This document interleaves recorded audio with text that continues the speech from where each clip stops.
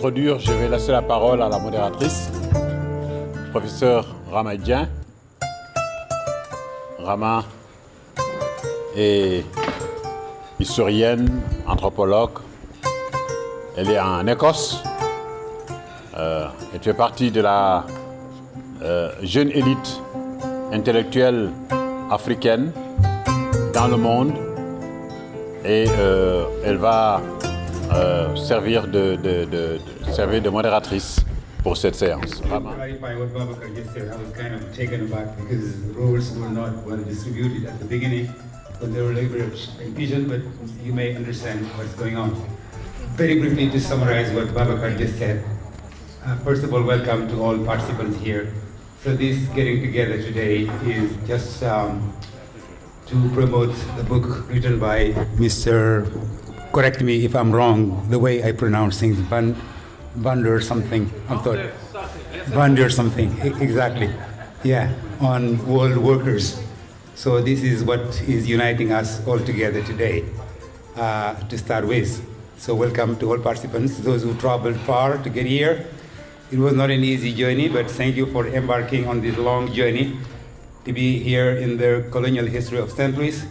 I would always say that if you want to understand the history of St. Louis, kind of understanding the history of the United States, St. Louis for Senegal is what Philadelphia is for the US. Everything started here in this tiny island, which is now enlarging. So it's, I would say, the birthplace of the history of Senegal, and many other things happened here. So we are here together to share all those moments of history, labor, unions, together with some linguists, sociologists, historians, together, continue reflecting upon what it means today, labor, through ages under a global age. I think this is what unites us today, and starting maybe tomorrow during the sessions, we'll clarify most of the areas of confusions and ambiguity, because you have to understand that ambiguity and confusions and trial and error are part of any learning process. If you want to learn, you have to face this reality. Donc, mesdames et messieurs, bonsoir. Bienvenue à Saint-Louis, au Quai des Arts, dans ce superbe cadre. Mais avant de commencer, je voulais vous inviter à faire round of applause, comment on dit ça en français, à applaudir Babakar Fall et son équipe. Babakar et son équipe ont fait des pieds et des mains pour que cet événement se déroule comme il faut. Ça fait, je peux le dire en fait sans me tromper, que ça fait des mois qu'ils sont au pied d'œuvre, qu'ils sont sur le qui-vive pour que cet événement se déroule comme il faut. Donc encore une fois, rejoignez-moi et encore une fois, applaudissements à Babakar et son équipe. So, I was saying that Babakar and his team have spent months preparing for this event, and as a fellow of the Institute of Advanced Study, I can, this is a testimony of this hard work, and I hope the welcoming that you've received has been up to your expectations.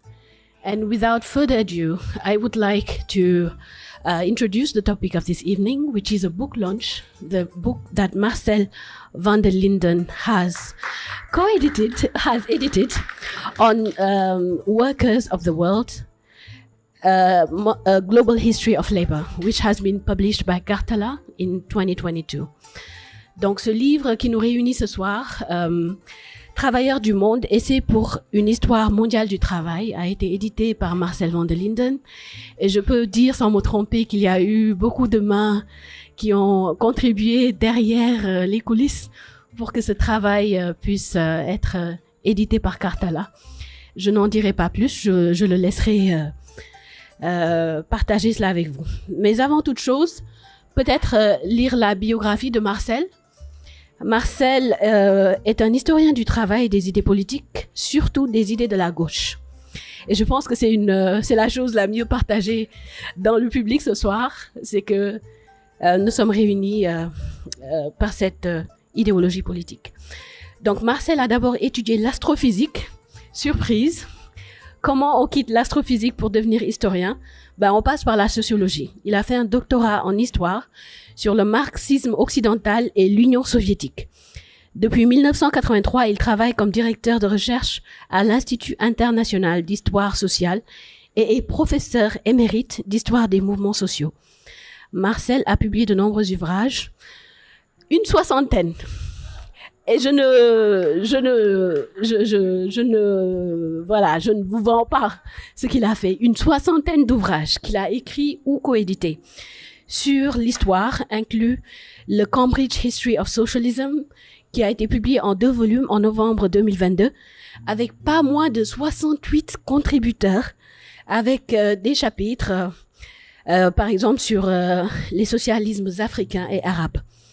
Donc, Marcel est le lauréat du prix René Kuczynski pour le meilleur livre d'histoire sociale et économique de 2008. L'ouvrage qui nous réunit ce soir, Travailleurs du monde, a été publié chez Karthala et une collection de textes écrits depuis 1999. La couverture que vous voyez sur l'ouvrage est une œuvre d'un artiste sénégalais, on ne peut pas ne pas le mentionner, Vié Diba. Et donc, vous voyez, les ressources locales sont bien mises à profit. So now I would like to invite His Excellency Mr. Khalidou Diallo, who is a historian, a union leader, and also the former Minister of Education of Senegal. Donc, permettez-moi d'inviter Son Excellence, Monsieur Khalidou Diallo, qui est l'ancien ministre de l'Éducation nationale du Sénégal, qui est aussi historien et aussi qui est un leader syndical. Donc, c'est notre honneur de vous avoir parmi nous ce soir. Si vous voulez bien vous adresser à l'audience. Merci.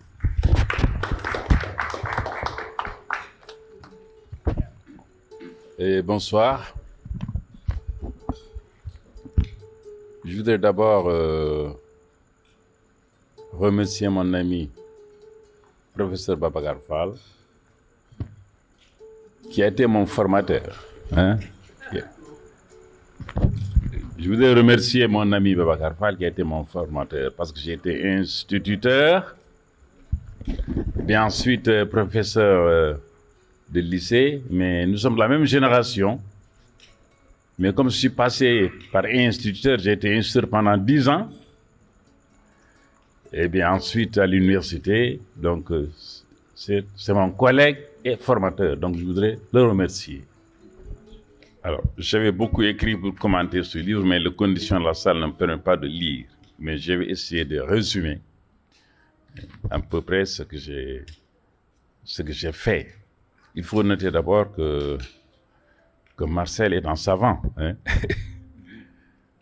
Franchement, c'est un savant et puis avec une profondeur extraordinaire. C'est un encyclopédiste.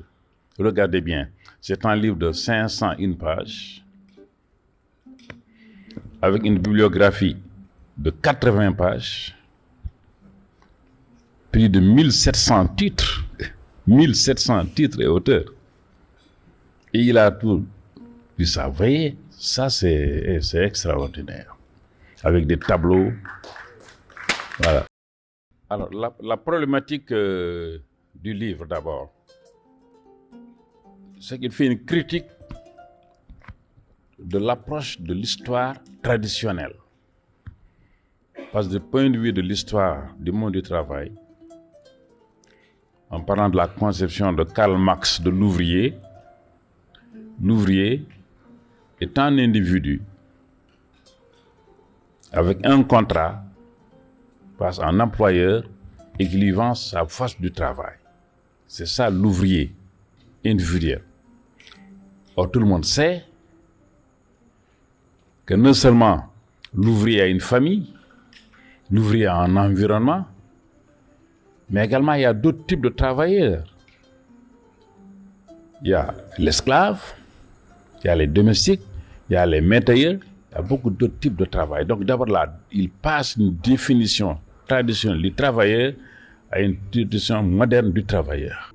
C'est qu'avant la conception de l'histoire, c'est une histoire du Nord-Atlantique Nord, de l'Europe, en privilégiant en fait le monde développé. Il faut attendre depuis 1840 jusqu'au milieu du XXe siècle, jusqu'en 1940-1950, avec la décolonisation, les anciennes colonies et les colonies actuelles. On a commencé à étudier l'histoire des travailleurs du Sud.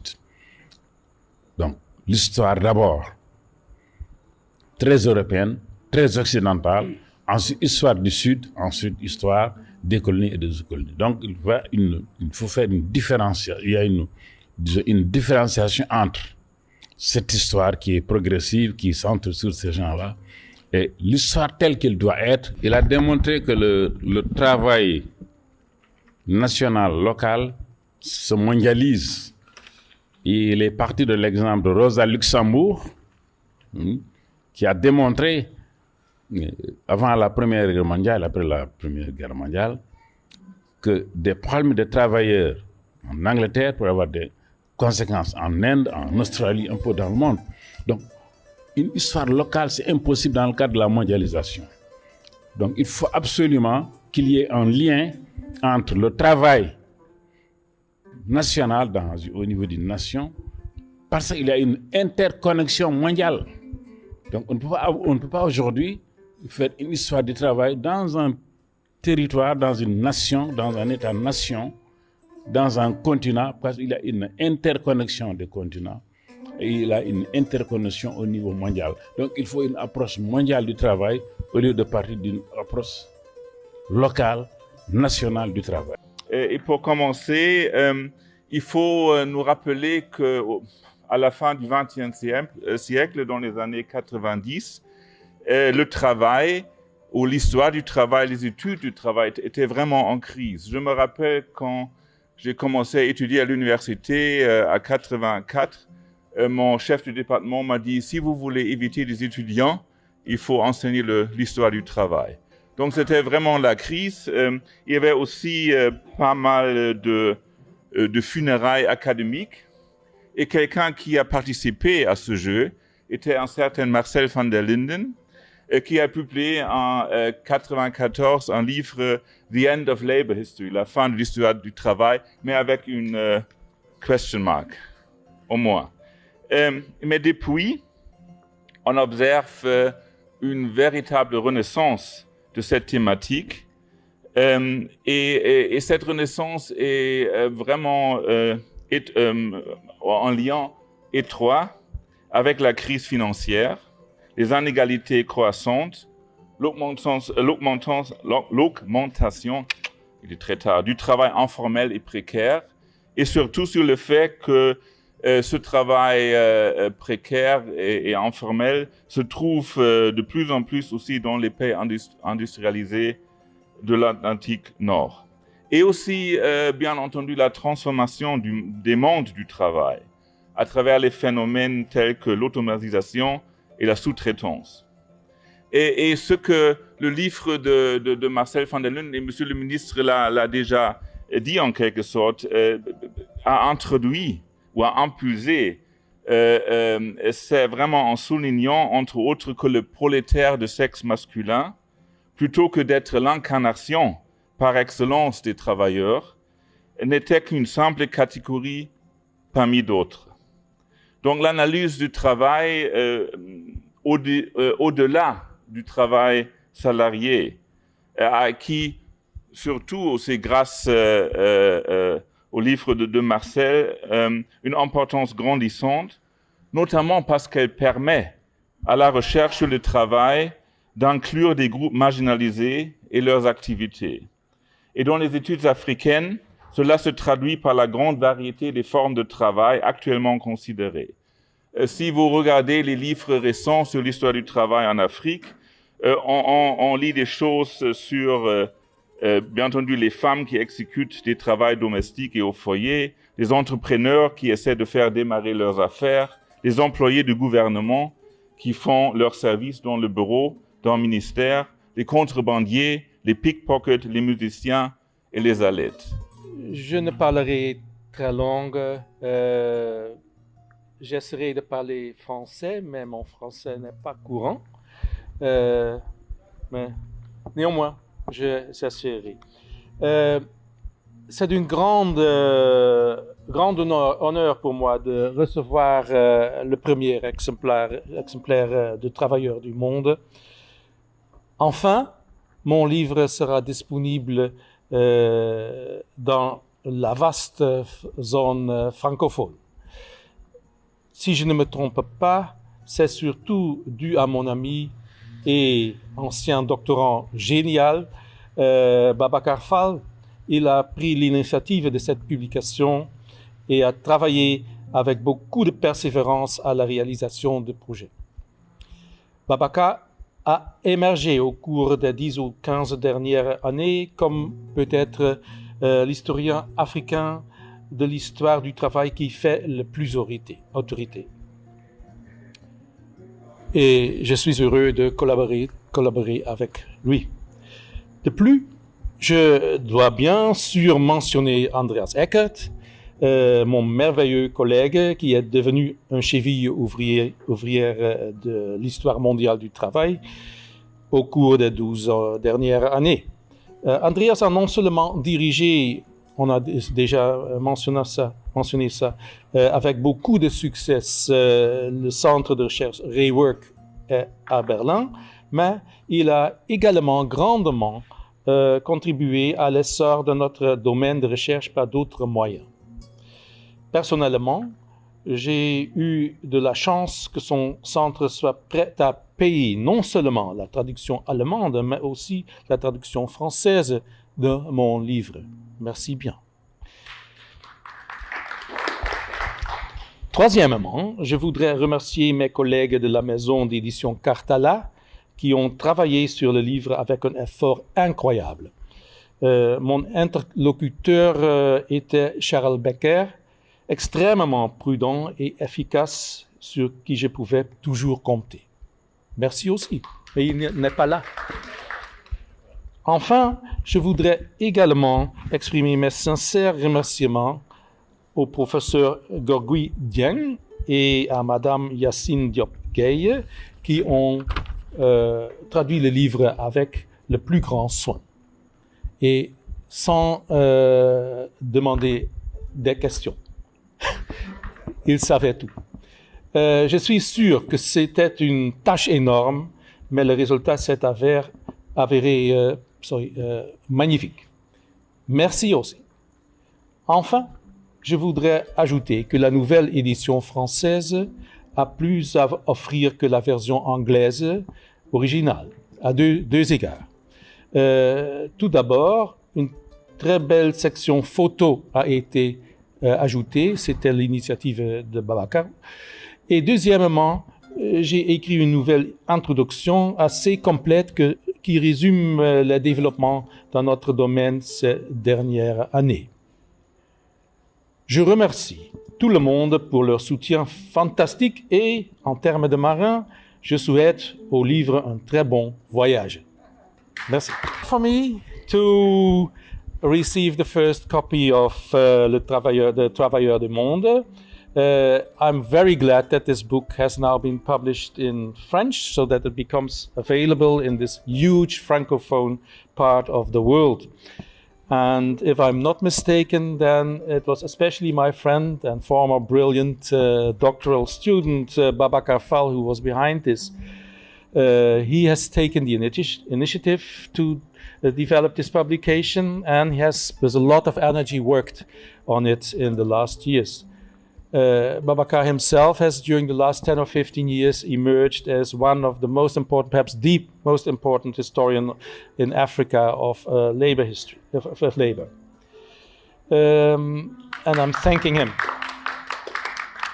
Secondly, I would like to mention Andreas Eckert, whom we just heard also, my fantastic colleague, who has not only become, let's say, the sugar daddy of global labor history, but is himself also, by directing the Center Rework in Berlin during the last 12 years and in many other activities, has developed the discipline in scholarly ways and in more practical ways. And Andreas was not only financially behind the publication of this book in French, but also already of the publication in German. So I'm grateful to him, very grateful to him too. Thirdly, I want to thank the colleagues of Cartala, who have worked with great effort on this project, with incredible effort. My main contact at Cartala was Charles Becker, who's unfortunately not here, but he comes to Senegal quite often, I understand. He was extremely prudent and efficient, and I could always count on him. And finally, I would like to express my thanks to the Professor Gorgui Dieng and Madame Yacine Diop-Gueye, who have made the translation, and this was a very difficult task, I know, but they never asked me any questions. And they made a perfect product, so it's really an achievement, and I'm also grateful to them. Finally, I would like to add that the book differs a bit from the first English edition, because first of all, there's a photo section, also initiative also of Babacar, a very nice photo section, I think, covering images of labor in various parts of the world. And secondly, I wrote a new introduction in which I tried to give a survey of the discussions of the last 14 years since the first version was published in English.